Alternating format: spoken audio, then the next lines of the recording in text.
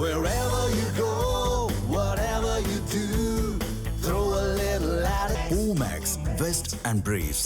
தமிழக நகராட்சி நிர்வாகம் மற்றும் குடிநீர் வழங்கல் துறையில் ஊழல் நடந்திருப்பதாக அமலாக்கத்துறை குற்றச்சாட்டை முன்வைத்திருக்கிறது. முக்கிய செய்தியாக பார்த்துக் கொண்டிருக்கிறோம். தமிழக நகராட்சி நிர்வாகம் 2538 பணியிடங்களுக்கு பணம் பெற்றுக்கொண்டு நியமனம் நடந்திருப்பதாக தமிழக காவல்துறைக்கு அமலாக்கத்துறை கடிதம் அனுப்பியிருக்கிறது.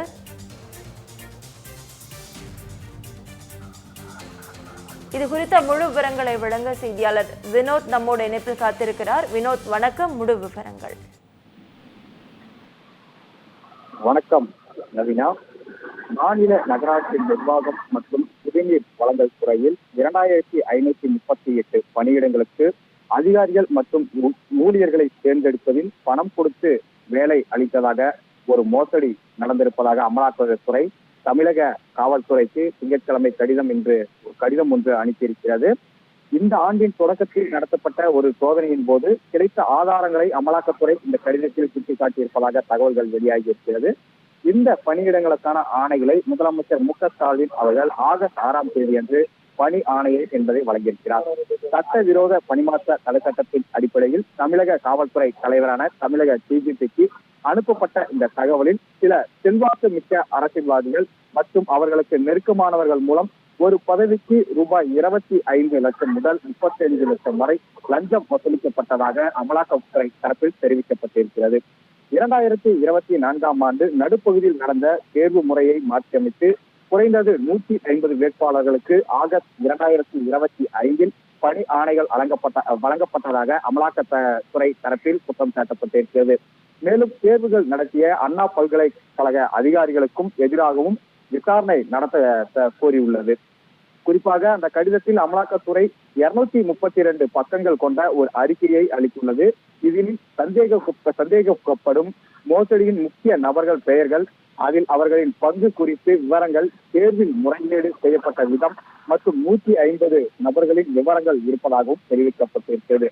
குறிப்பாக இடைத்தரகர்கள் வழியாக லஞ்சம் வசூலித்தல் மற்றும் செலுத்தியதற்கான ஆதாரங்கள் இதிலும் குறிப்பிடப்பட்டிருப்பதாகவும் தகவல்கள் தெரிவிக்கிறது. இந்த முறைகேடு மாநில நகராட்சி மற்றும் குடிநீர் வழங்கல் நிர்வாகம் துறையில் இந்த ஆண்டு ஆகஸ்ட் மாதம் நியமிக்கப்பட்ட 2538 உதவி பொறியாளர்கள், நகர திட்டமிடல் அதிகாரிகள், இளநிலைய பொறியாளர்கள் மற்றும் சுகாதார ஆய்வாளர் ஆகியோர் நியமனம் தொடர்பானது எனவும் அமலாக்கத்துறை தரப்பில் தெரிவிக்கப்பட்டிருக்கிறது. இந்த பணியிடங்கள் 2024ஆம் ஆண்டு தொடக்கத்தில் சுமார் 1,12,00,000 பேர் விண்ணப்பித்திருந்ததாகவும் நகராட்சி நிர்வாகம் மற்றும் குடிநீர் வழங்கல் துறை செயலாளர் சி கார்த்திகேயன் அவர்கள் இதை குறித்து கேட்டபோது அமலாக்கத்துறையின் கடிதம் குறித்து தனக்கு தெரியாது என்றும் ஆள் சேர்ப்பு நடைமுறை எந்த விதிமீறலும் இன்றி மிகவும் சரியாக நடந்ததாக என்று தெரிவித்ததாக கூறப்படுகிறது. மாநில நகராட்சி நிர்வாகம் மற்றும் குடிநீர் வழங்கல் துறை அமைச்சர் கே என் நேருவின் சகோதரர் என் ரவிச்சந்திரனுடைய தொடர்புடைய டூ வேல்யூ ஹோம் நிறுவனத்தின் வங்கி மோசடி வழக்கின் பண மோசடியும் அதையும் சுட்டிக்காட்டியிருக்கிறது.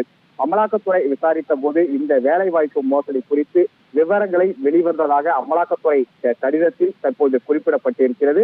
இந்த நிலையில்தான் தமிழக காவல்துறை தலைமை அதிகாரி டிஜிபிக்கு அமலாக்கத்துறை தற்போது கடிதம் என்பது எழுதியிருக்கிறது. நவீனா,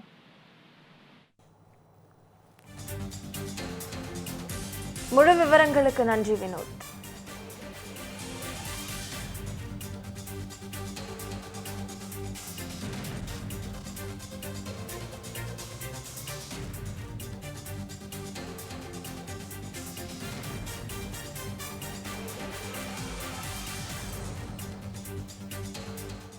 Wherever you go, whatever you do, throw a little at it. Omax, Vest and Briefs.